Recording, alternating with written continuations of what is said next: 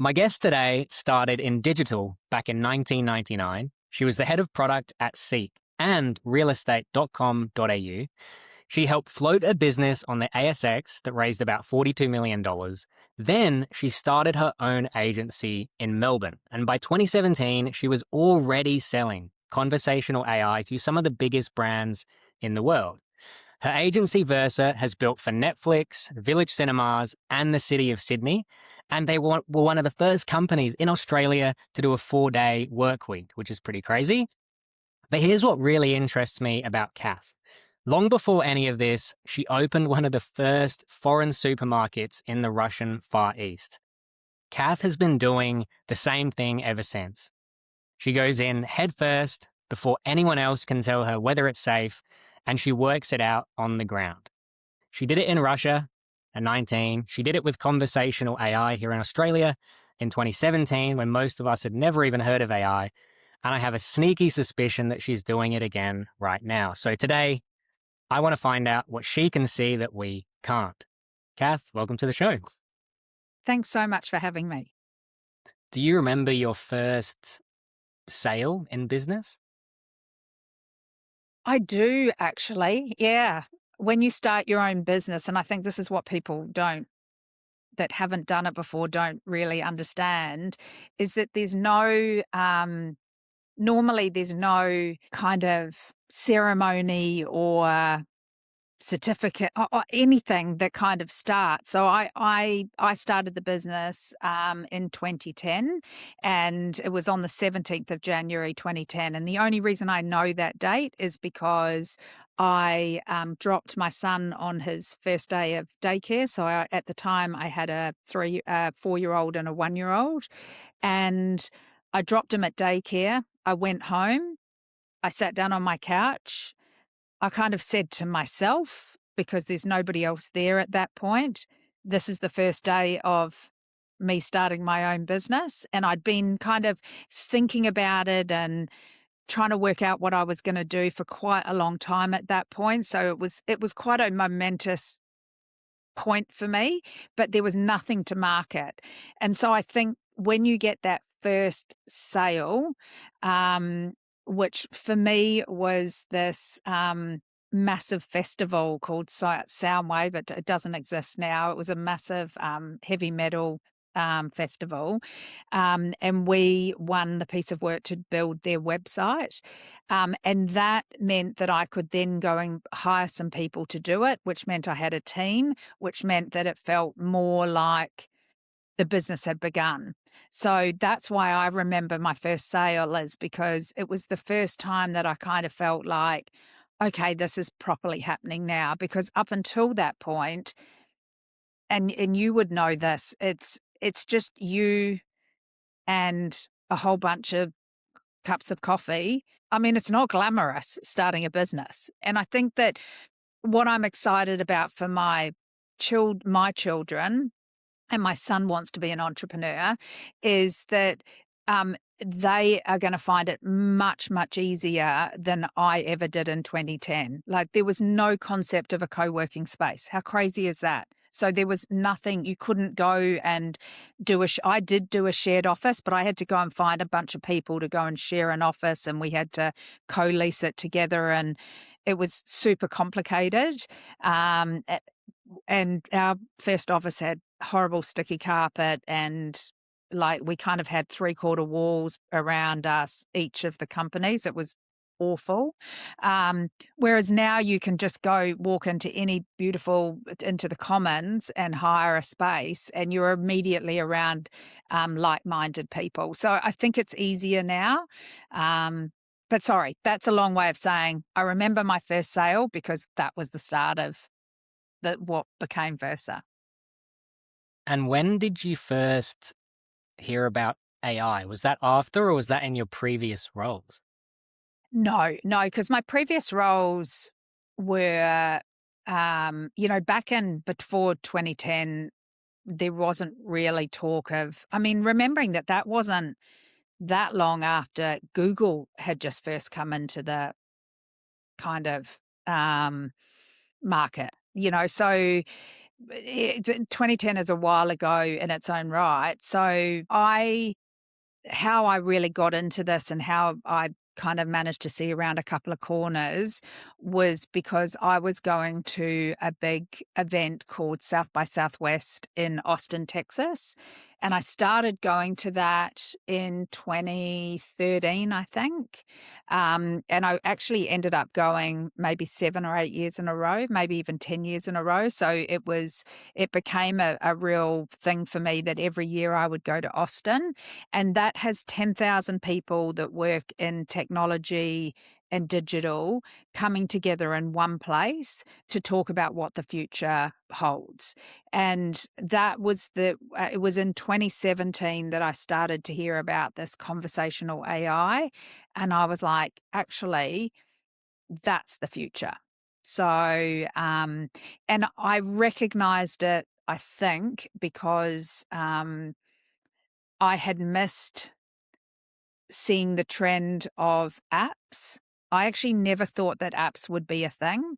So when I was working at realestate.com.au, I stood in front of the leadership team and told them that, that app thing on your phone, that's not going to be a thing. And I was so fundamentally wrong about that it really taught me a great lesson around how to look for trends and how to not miss them. And that has just stayed because obviously I was really wrong, but also it set REA on a path that meant that their main competitor stayed ahead in that space for quite a number of years afterwards. So I learned a lot, but that was AI came into it through going to Austin every year. Yeah, wow. And do you remember your first, I guess, AI solution deployment? Um, Yeah, yes. Do I remember the very first one we did? The one I remember, and actually I just rescued the pizza boxes from work the other day. The most memorable one, might have been the first one, I'm not sure, was Domino's. We built the first e-commerce solution via voice AI. Certainly in Asia Pacific, it might have even been in the world at that time. I can't remember. And it was that moment where we spoke to Amazon Alexa and said, "Hey, Alexa, order my usual," and this pizza just showed up and the reason that I've still got the pizza boxes is that everybody signed it that was part of that very first, because even for Amazon it was a huge thing that we'd managed to pull that off. So I remember that. I don't know if that was exactly the first one, but it was the one that I remember most. Yeah, wow. How exactly did that first product work? So was it, because when I think of, I mean, there's so many different layers to conversational AI. Yeah. Was it like a chatbot on the website, or was this more of you talk to Alexa and how did that actually work? Yeah. So we have always, and I still believe that voice is the more intuitive kind of interface that we'll be using in the future to interact with digital. Not always, but mostly, I think.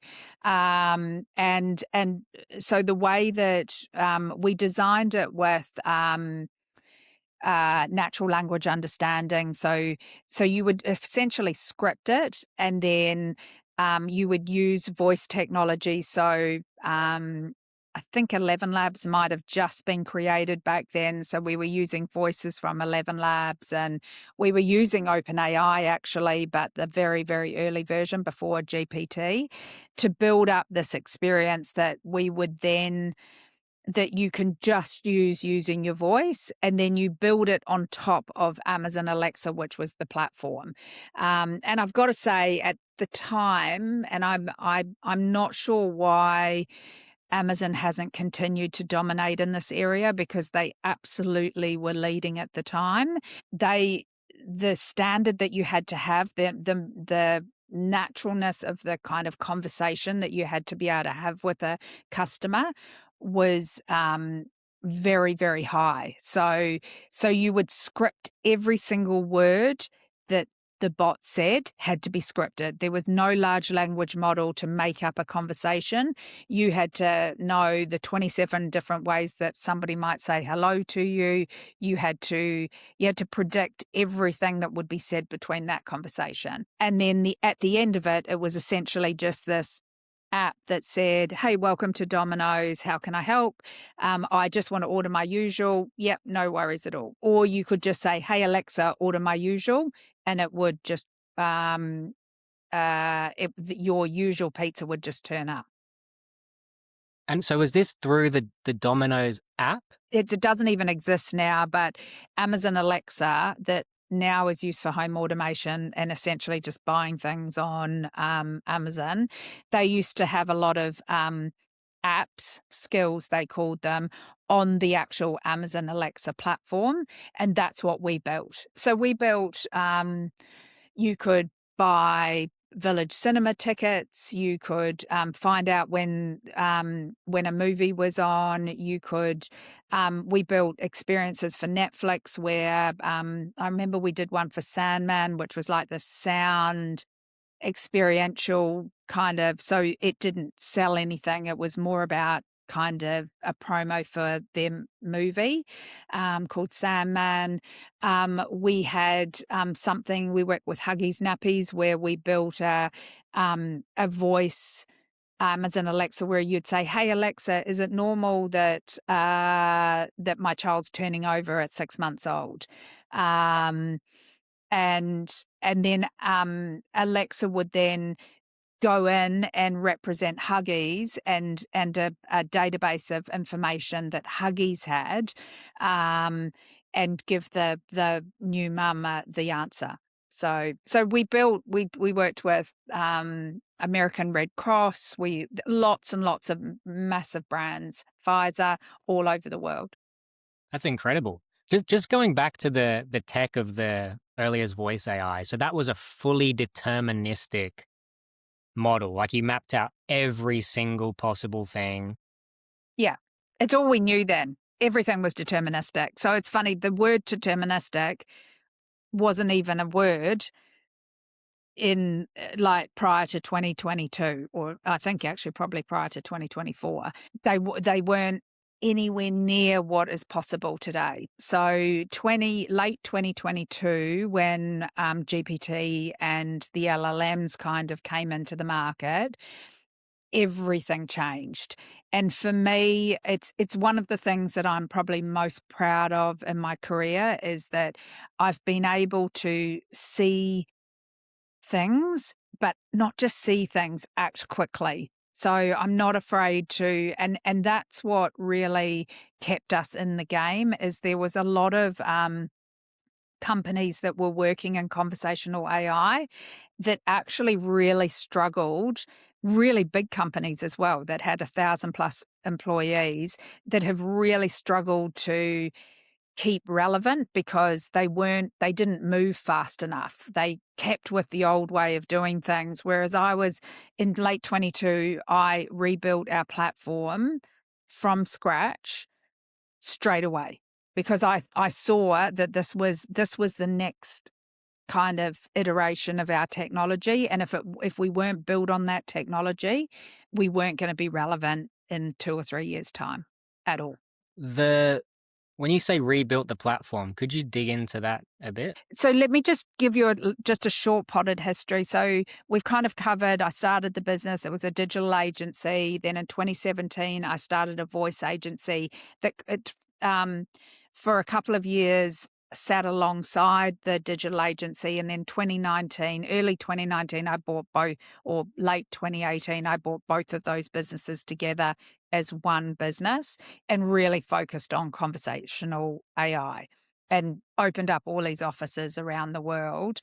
In 2020, Amazon basically decided that they weren't going to do smart speaker skills anymore. So essentially I had built a business on top of that, and that disappeared. And that in itself was a big lesson for me, because I had put all my eggs in the Amazon basket, and that basket was taken away from me, and I had no say in that.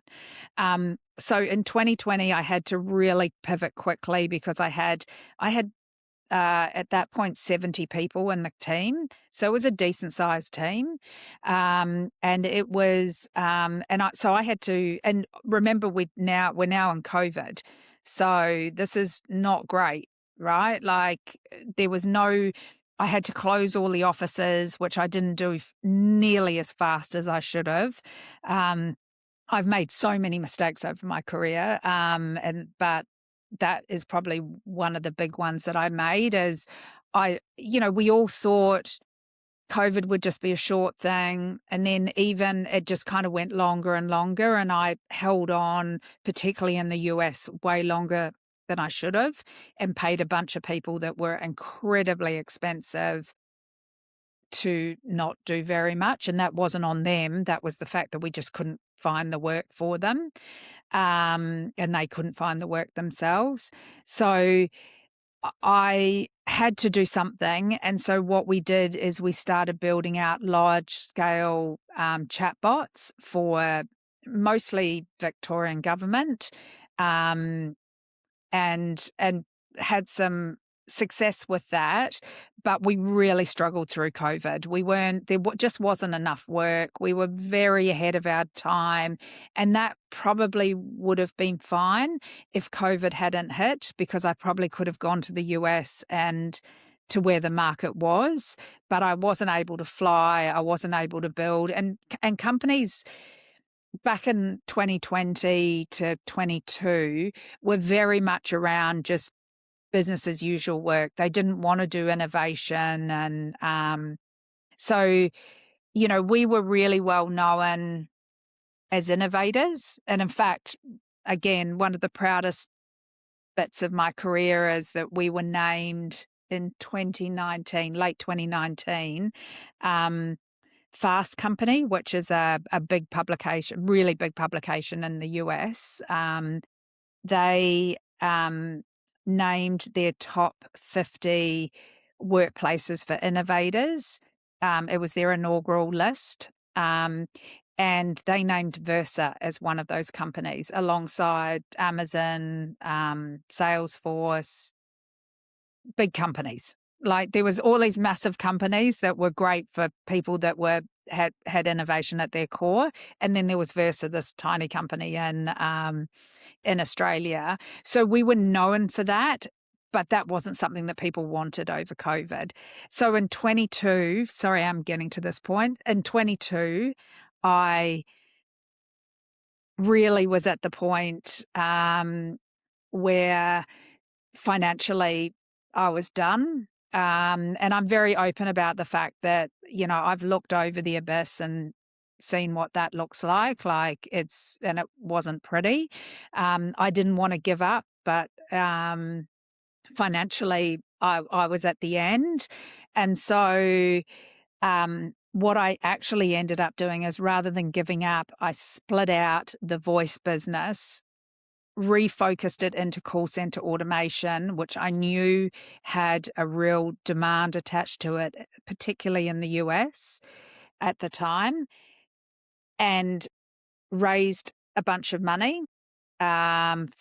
Firstly from a Texan investor, and then after that, it's now got another big investor, one of the biggest actually investors globally, and I started in the call center automation space. So I moved out of my own business, Versa Agency, and moved into this new co that I'd created, and took a bunch of people. The agency survived because it became very small again. And it meant that I then went to the US pretty much full time, and just really focused on this call center automation, which was really the only use case back in 22 that actually had traction and was showing results. And I was lucky enough to win T-Mobile, or Mint Mobile, which is owned by T-Mobile, as our first client. And that, well, it wasn't our first client, but our first big client. And that really changed the trajectory of that business. So, but I'm no longer working for that business. So I've chosen to come back to Melbourne, which is what I'm doing now. And now I'm focused on the original agency and building that up around the conversational AI space. Sorry, that's a long way of telling you, but there's a lot of learnings in there, Mackenzie. So there you go. That's incredible. What a story. Yeah. Well, it's a story of, I wouldn't say desperation, but I don't think people know. I've never told this story before, actually, weirdly. And I think because I haven't really been ready to tell it. And I think it's not a story of, it's a story of real grit and determination to keep a business that I really believed in voice AI. And that's why I don't, I want to be successful, because I really believe I deserve it, because in a time where no one else really believed, I really believed in this technology, and that what is agentic today that everybody now says is a no-brainer.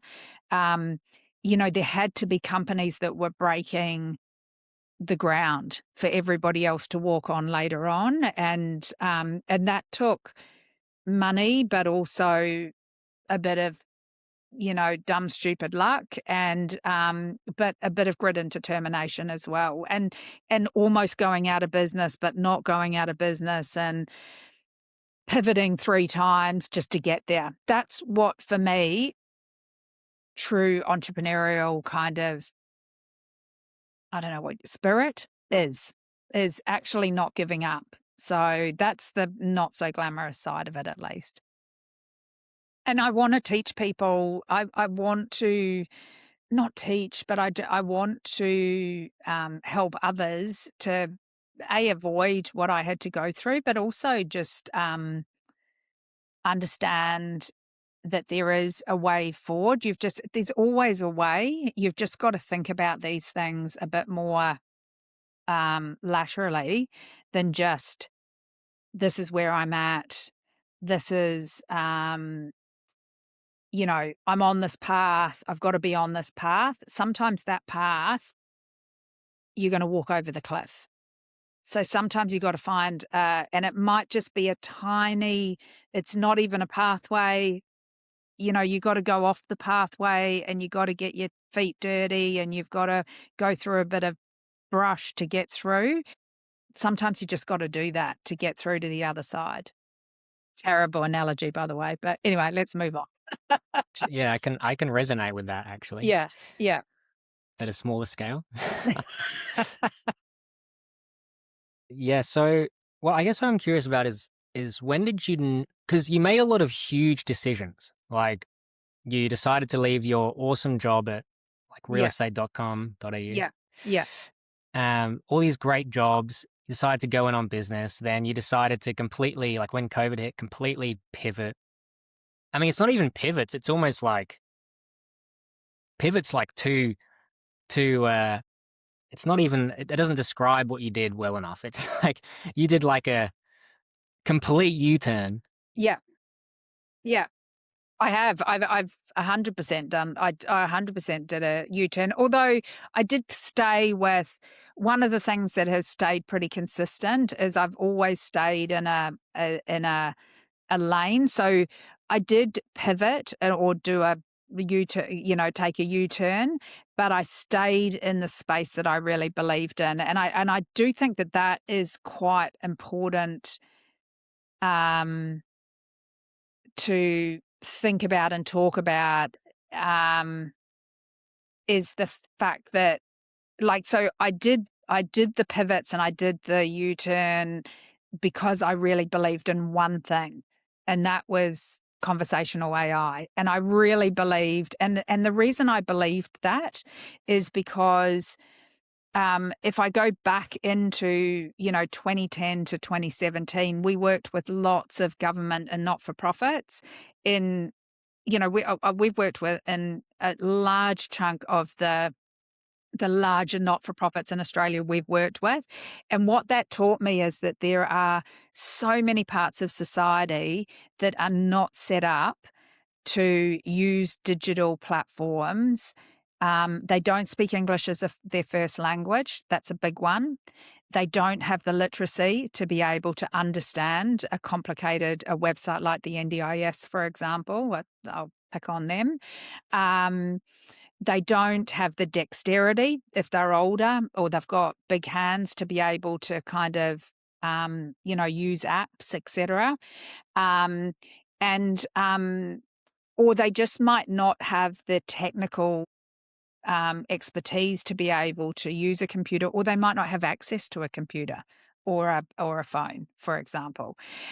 So all those different parts of edges of society, and it's not really the edges, particularly in Melbourne now with our multicultural kind of makeup of our city, that find it really hard to access information using the internet, using websites or apps, or even going in and speaking to somebody, and so being able to pick up the phone and speak in their own language and ask, and it says, hey, welcome to the NDIS, in their own language, welcome to the NDIS, how can I help? And they say, well, actually, my father's just had a stroke, and I'm just wondering what services I have access to, because we've just got home and I need some extra care for him at home. And having that one question answered without you having to go through this complicated website that you don't have the ability to be able to navigate is so incredibly powerful. And that's the thing that has kept me. So yes, I have pivoted and taken U-turns and chopped and changed, but my mission has always been the same. And that is to get to those people on the other side of this, make it easier for people to get information. And that kind of sits at the core of it, of Versa, is that we have always had the same mission, and that's to make people's lives better. And every single piece of work that we do, we hold up that piece of work to that mission. And if it doesn't, then we don't do it. I did kind of want to jump into the decision making behind it, because I feel I'm obviously like a much smaller scale entrepreneur, but I feel like some decisions logic, some decisions are just pure gut. It's like, I know I need to do this and I'm going to do it because it feels right. Which kind of decisions have you been making, or is it a mix? I'm much more of a gut. My husband would say infuriatingly so. Like I'm not as analytical as I should be. I do believe that it's hard to be. I think if you get yourself too bogged down in the analytics and I came from a market research background, so that's I kind of, after university, so Russia. So 1 year of university, drop out, Russia, lived in Switzerland for a while as well, then went to university in the UK. And then my only job that wasn't a startup for my whole entire career was I worked for this big market research company. And so that actually taught me a huge amount around researching customers and making sure that you understand your customer really well. And I do believe that. So from an analytics perspective, I think looking at your customer base and your potential customer base and truly understanding them and what they need is without question the most important thing.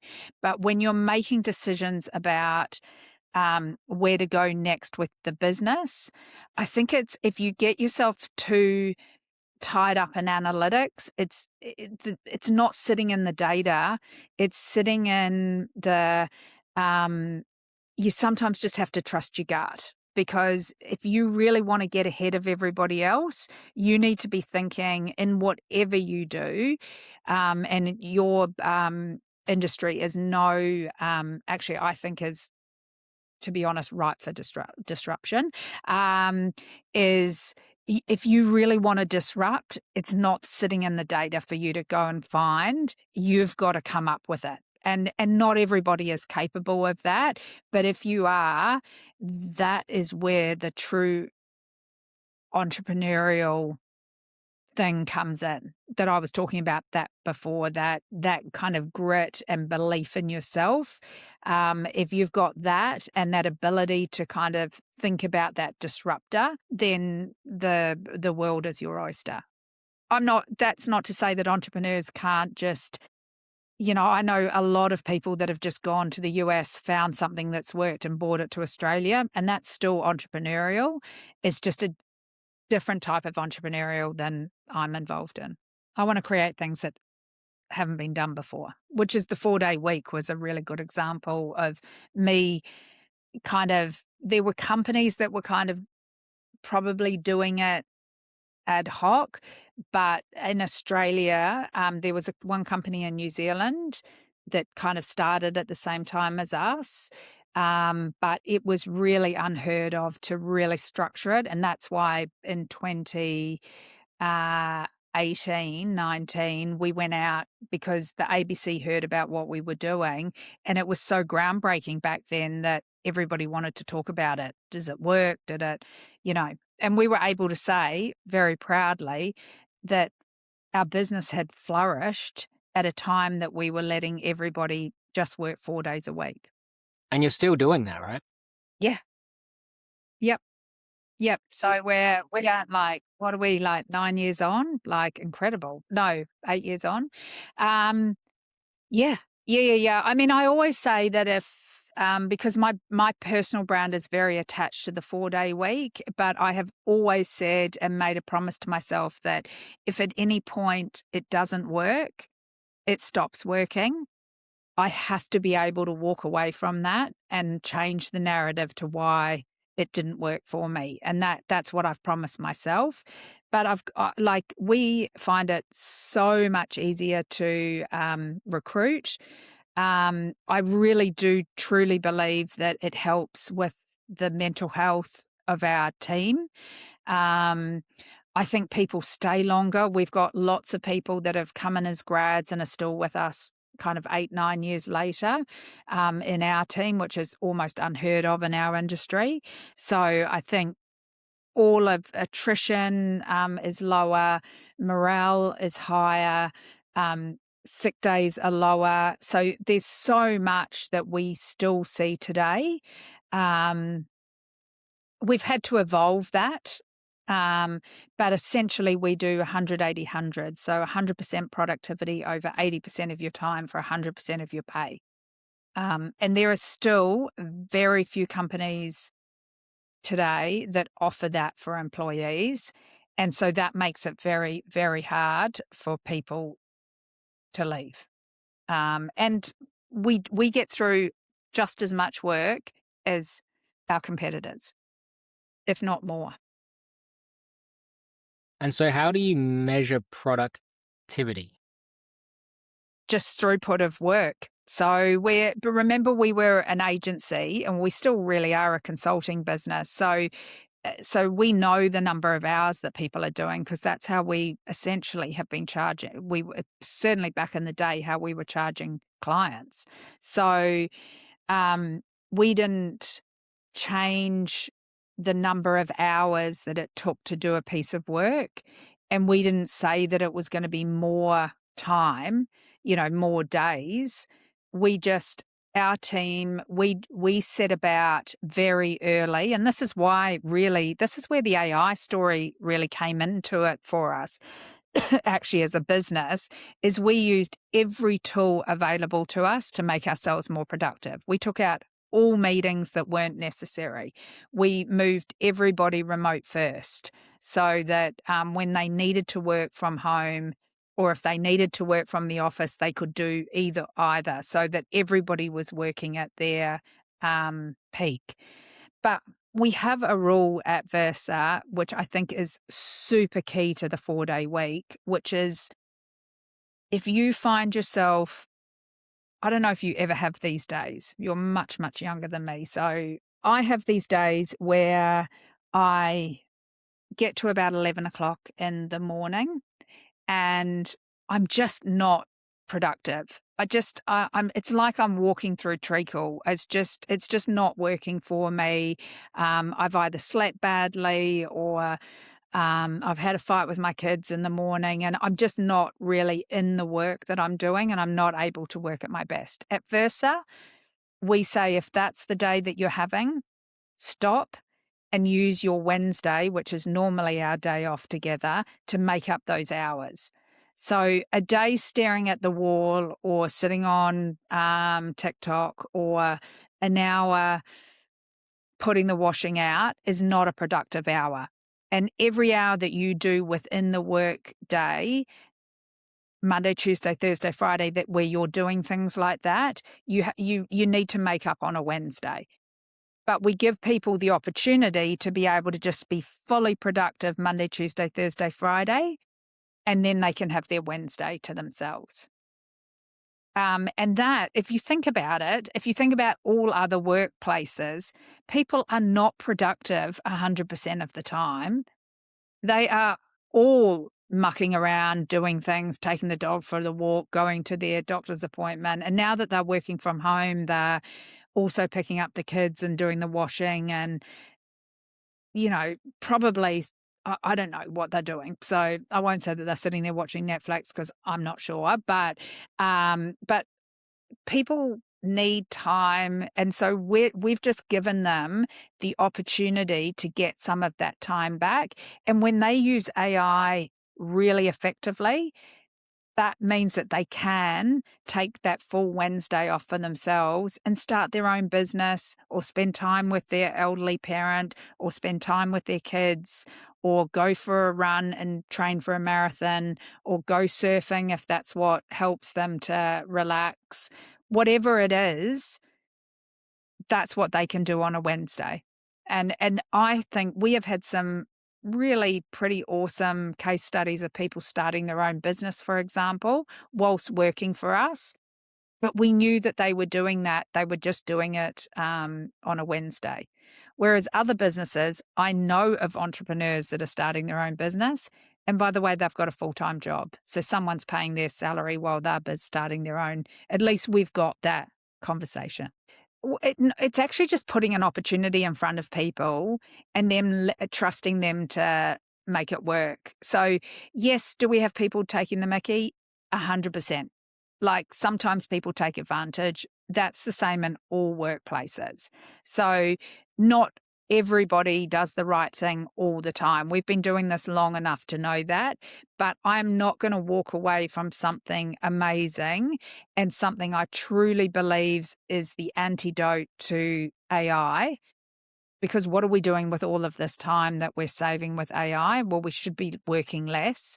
So I so strongly believe that I would rather deal with the people that are taking the mickey. Because, by the way, if I work 5 days a week, those people would still be taking the mickey then.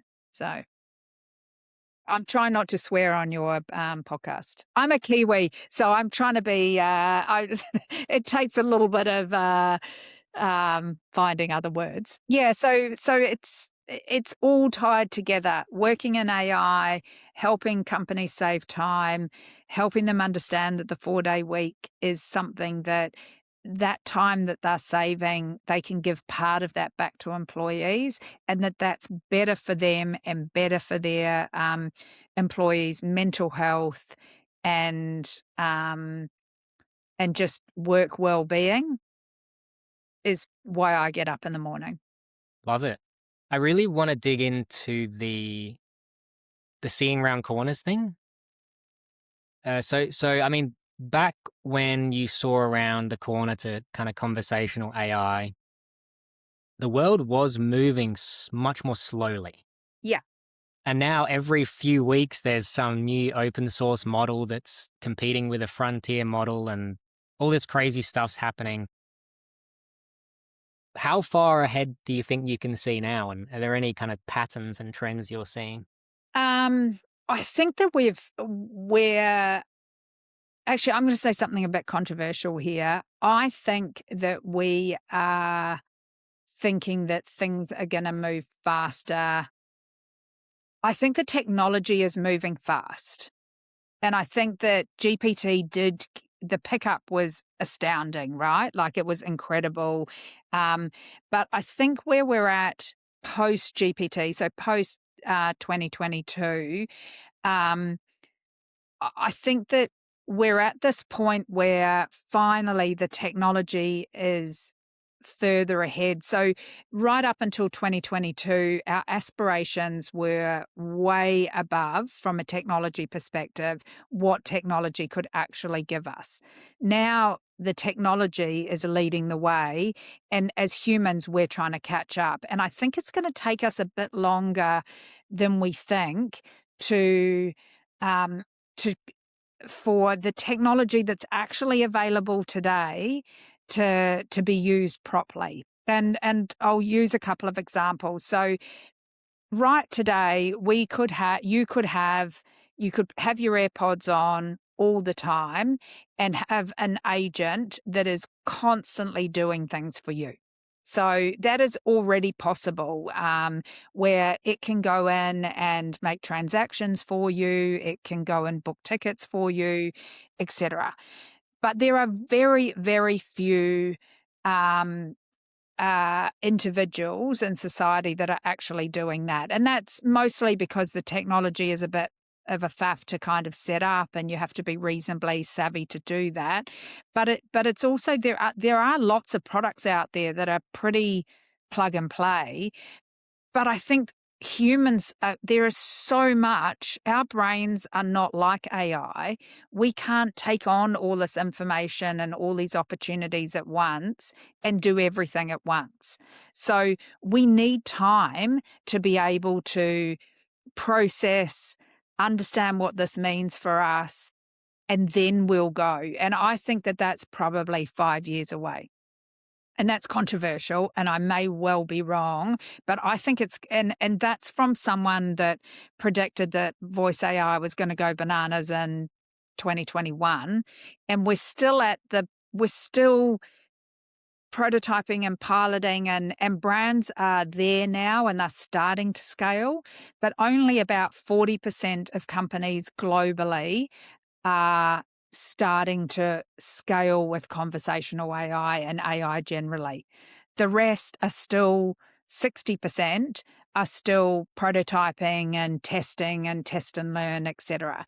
So if you think about, I think my prediction and where I see around the corner is that around the corner is the next 5 years is us catching up to where the technology has got to.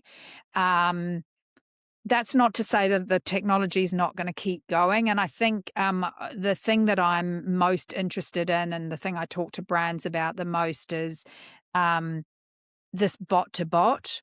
So, my bot talking to the Woolworths bot to actually and the Woolworths bot has just been talking to my whole family and just been constantly listening, and is looking in my fridge and has made a shopping list and has okayed that with me as the main person that cooks in the household, and then has just gone on and done that order, transacted, and had it delivered.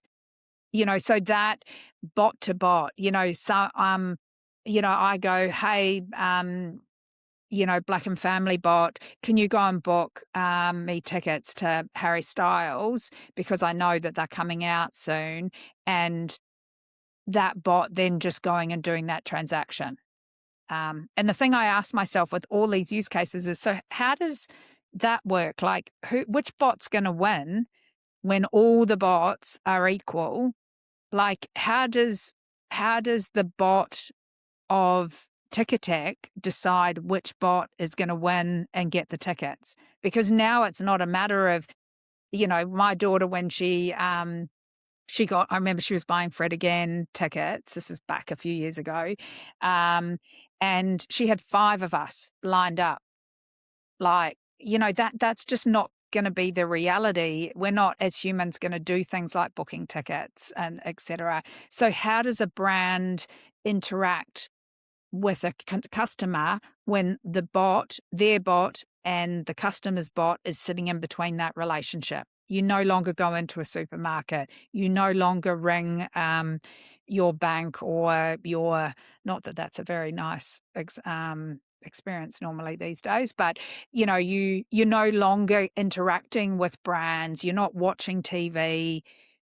Like, how do brands advertise? How do they let you? Are we going to go back to a more analog where, we're seeing, and I think actually, and someone was saying to me the other day, we were talking about this exact thing, and they said, yeah, I mean, product placement in Netflix movies is going to become massive, right? Because that's where we all are, is we're in our spare time, we're watching Netflix. And if you want to get your product out there, you're going to have to actually get in front of the person where they are, which is watching a Netflix movie. So I think that will grow. So there's all my, it's going to be, there's a lot in there to unpack, but in my mind, where it's going to take us a while to catch up to where the technology is today. And I think that is probably at least 3, if not 5 years away. And I think we are going to grapple as a society with this advertising. How do we find out about brands when bots are sitting in between us and the brand? How do we find out whether we like something or not? Sorry, so much. It's going to be crazy. It is going to be crazy. Yeah. Like, look how long autonomous cars is taking to take off. And yet the stats clearly show that it is way safer for society to have cars driving themselves than idiot drivers driving themselves. It's clear. Even with the chance of your car having a bit of I mean, the only thing I would say about that is that I worry about is, and I drive a Tesla, is hacking. That is, that is something that keeps me up at night. Is if you did have autonomous cars everywhere, are we just opening ourselves up for widespread hacking? But apart from that, it is so much safer for the autonomous cars to drive because they know where each other is. They can stop much more faster. They think much more instantaneous. And anyone that drives an electric car or a car that has it's not even electric cars these days, knows that your car stops way before you do if you've got that functionality turned on. And yet, as a society, we are struggling to allow autonomous cars on our roads, unless you live in San Francisco. People can't get their heads around it. So that's not technology's problem. That's us as humans just being like, we need a moment to get our heads around this, to see the data, to understand the data, and to actually trust someone other than us or something other than ourselves. Yeah. I could talk about this topic all day. I know. I know we could.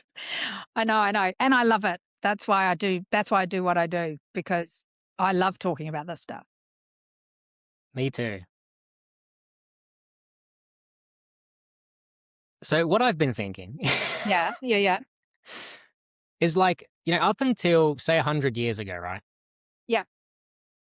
I know we're probably still using horse and carriage to get around. Wait, 1920. Oh, there probably were some early vehicles and airplanes, maybe.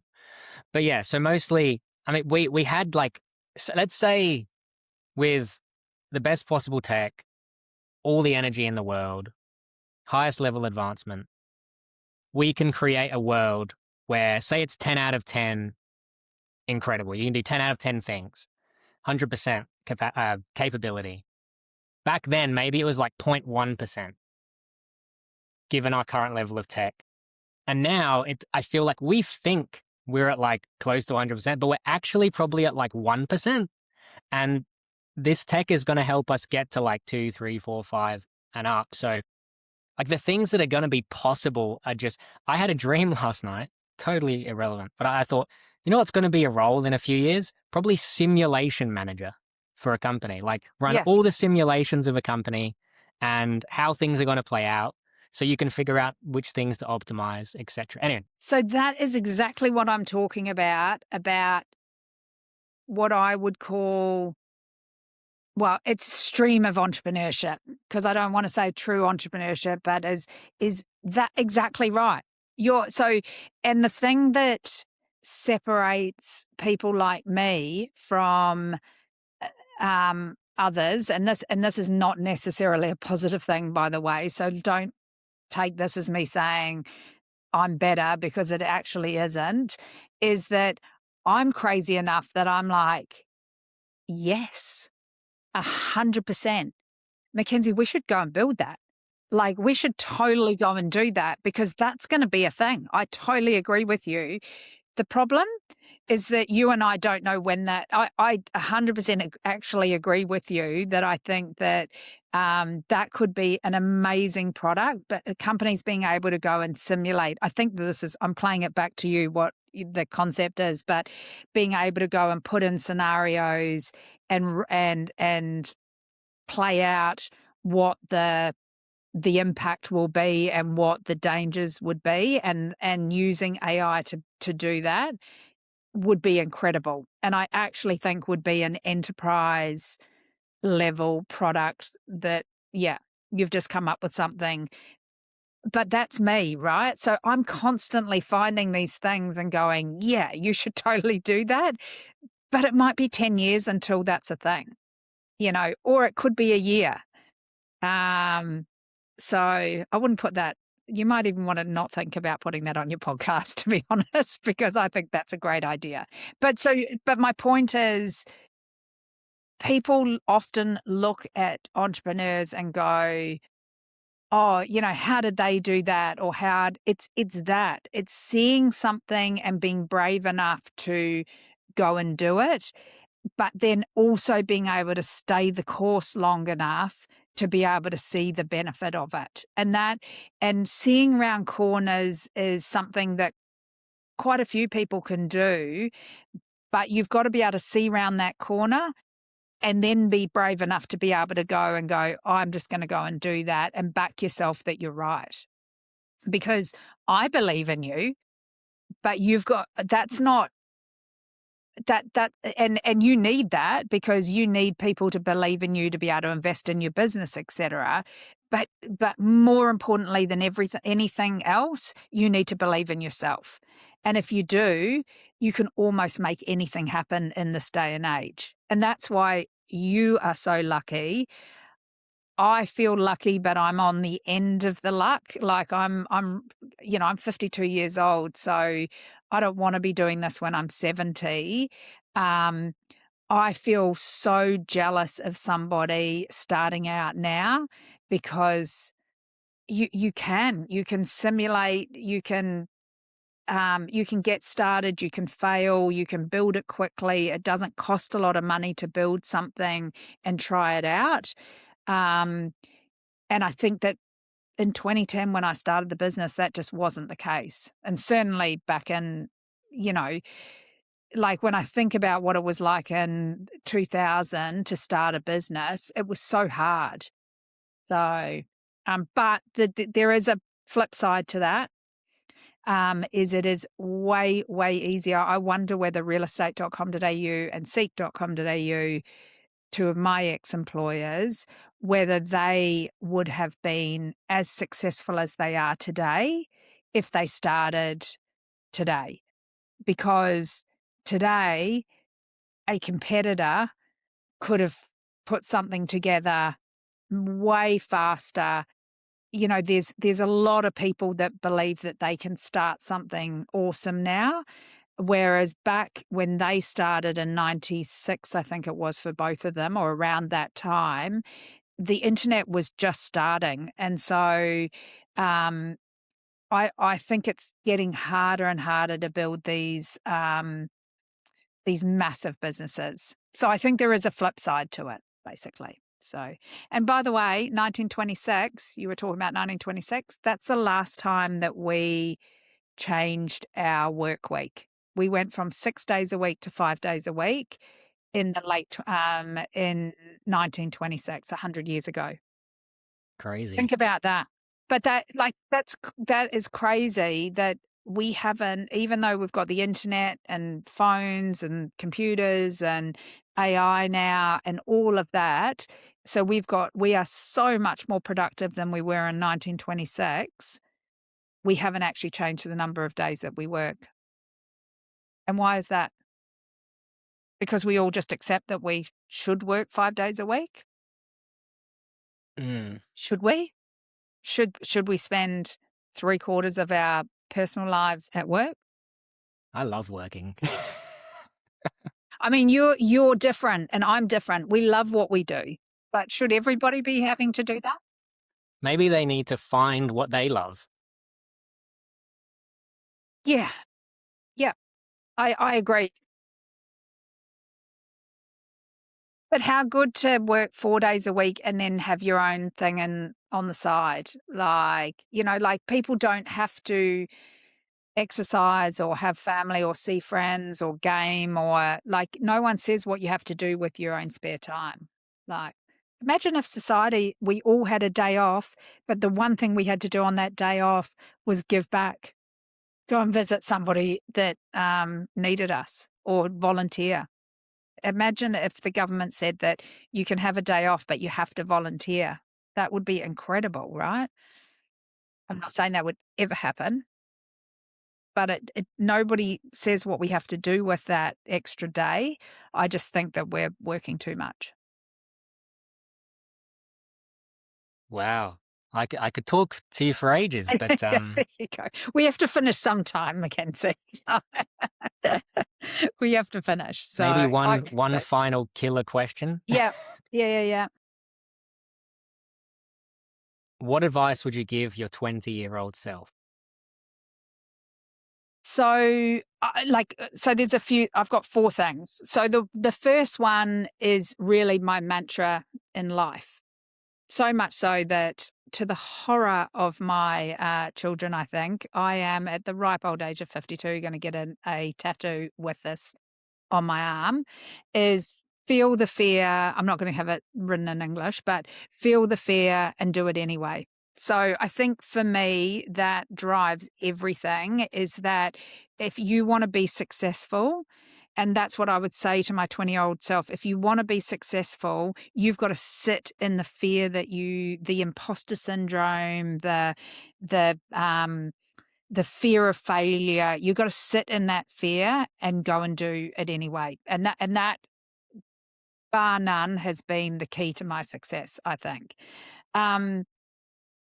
2, don't let anyone tell you that you can't. I was, back in the day, I remember I worked at a startup that I won't mention the name of, and I was the youngest, I think, member of the leadership team and the only female. And I remember the CFO could not stand me. I just stood for everything that he hated about, young people, upstarts, thinking that they could.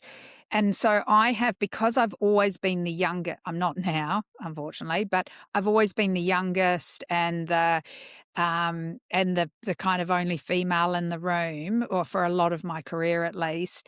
I really had to learn early that if you believe what people are telling you, that you can't do it because you're too young, you're not set up for it, then you won't get anywhere. And that is probably what I learned from my time in Russia, to be honest. The third thing is just keep going. So just, it's going to get hard. Your life as an entrepreneur is going to get hard. It is not glamorous. It is not easy. The best things in life aren't easy generally, I think. And really the only thing sometimes that you can do is to wake up and get through the day. And that sometimes is okay. So just to keep going. And then finally, and this is actually a piece of advice that I would give my 20-year-old self for when I'm a business owner, because this actually took me longer than anything to learn, is your business is not your family. So when I had a lot of people leave me over COVID because times were tough and people could see things that times were tough. I am incredibly grateful for the people that stuck with me. But what it really taught me is that I used to always talk about how deep end and that became Versa. So Versa is my family and this is my family. We used to talk about our family all the time. But the thing is that your family doesn't leave you. And when people started leaving, which we really hadn't had, we've just got this one period in time of our whole 16 years where a lot of people left at one time. But can you imagine how I felt when it really felt like my family members were leaving me? Like, and it's a business. This is these are their careers. This is their livelihood. Of course they had to leave. But for me, because I really truly thought of my work as my family, it hurt me so much more than it needed to. So that last piece of advice for anybody starting a business is just protect yourself. You're not a family, you're a business. People will leave. People will disappoint you, and that's okay. As long as you're doing the right thing and you keep on doing the right thing, it will be okay. Mic drop. Pin drop. I don't know. Not quite as good when it's a pen, right? Yeah, there you go. Thank you for asking those questions. You're very welcome. And thank you very much for coming today. I really appreciate it. I know you're crazy busy, especially with the 4-day work week. I mean, you have to be Well, super efficient.